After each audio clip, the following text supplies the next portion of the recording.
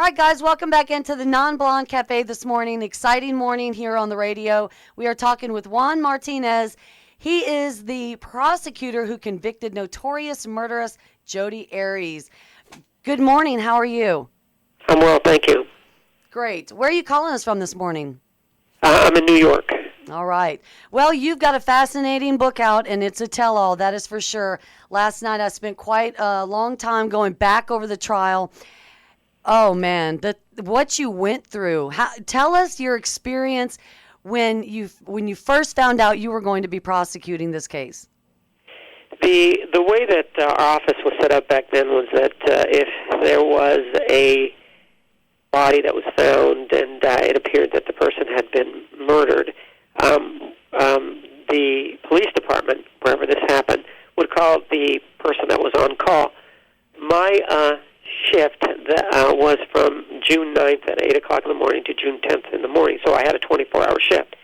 But we didn't know when he was killed, and I actually received the call at 8:30 on June 10th, which was 30 minutes after my shift ended.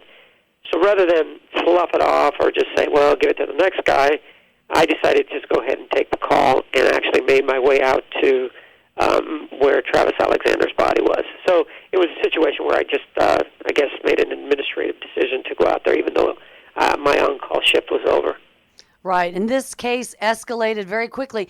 You know, as a prosecutor, and I watched you in the courtroom with her, it must have been so frustrating trying to get the truth, and things just kept shifting, and she changed her story so much. It started from the beginning, actually, because on June 10th, when I was out at the scene, she had already called the police wanting to know what was going on. She was playing the role of the grieving ex-girlfriend. When she was arrested and was asked about these things, she said, well, I wasn't even there, even though the police knew that she had been there at the time of the killing. Over the course of the conversation with the police, she changed that story and said, well, yeah, I was out there, but what actually happened was that these two people came in, a man and a woman, and she also, in that conversation, sort of tried to portray herself as a heroine, that she actually tried to save Travis, and that she even went after the woman, and that she, that she was in fear for her life. And then, of course, as we now know, later on, she changed her story again and said that, well, what she had said before wasn't the truth. She actually was there. She's the person who actually had stabbed him and killed him, but it wasn't her fault, which sort of became the theme of everything that she presented. Not her fault. Just happened to have that knife up there, just happened to have that gun up there, and the number of stab wounds, well, I guess that's what she needed to defend herself. So everything, as you indicated, it's like standing on shifting sand with her. You just don't know exactly what she's going to say next, and when she says it, and you challenge it, then she always seems to come up with a reason for why her statements are plausible. Well, like you said from the beginning, when, it makes me wonder what personality trait she has to where she could actually tell law enforcement, I wasn't even there, I wasn't even in town. I mean, does she really believe the things that were coming out of her mouth? Oh, I'm sure that she knew what she was saying was not true. She knew that, and she admitted that she knew that they weren't true. But she was just trying to save her own skin, and I don't know if she thought that perhaps if she denied it, that she could escape being prosecuted for the crime. Right, and she even stated at one point that no jury would ever convict her. That's right. I mean, I suspect that she believed that she kept to that story, that perhaps when it went to trial, she would rely on her ability to speak, I guess, and convince the jury that it wasn't her fault. So she, from the beginning, I mean, you could tell that she knew what was going on, and she was just attempting to use what she had at her disposal to avoid responsibility. Right, and one thing that, I remember, I was a project manager offshore during the second trial, and I remember specifically going to a platform and going in and seeing all the men glued to the television watching this trial. Well, this case had a lot, and one of the things that it had was a lot of salacious sexual details. She went into minute detail on her sexual adventures and misadventures with Mr. Alexander, and but of course, as she would claim from the witness stand, it was his. It was always his choice, and even though she didn't want to do it, she never said no. So she straddled the fence by saying, "Well, I really didn't want to do it, but I never said no." So right until again she changed her mind and said, "Well, I enjoyed it." Well, let's talk a little bit about some of the spotlights on this case. Let's talk about the crime scene. In your book, you have some pictures from all the crime scenes. The camera blew my mind. Well, I think the camera was one of the key pieces of the evidence that was uncovered by the Mesa Police Department, because what the camera provided was really an eye into June 4th of 2008, even though Mr. Alexander was dead and she was not as forthright as she could have been. It provided an eye. And on June 4th, and through that camera, we knew that at least around 1:30 in the afternoon, she and Mr. Alexander were engaged in some sort of sexual frolic. We knew that because there are photographs that show that.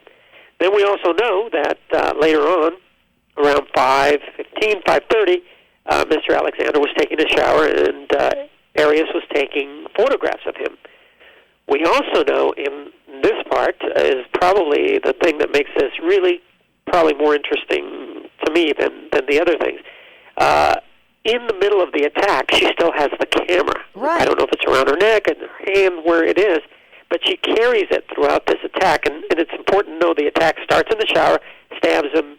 That's going to be a fatal injury. He gets up, goes to the sink, and is bleeding, and she stabs him in the back. After that, he makes his way down the hallway towards the bedroom and doesn't make it all the way until he comes and gets to the floor. She slits his throat and then drags him back to the vanity, shoots him in the head, and then puts him in the shower.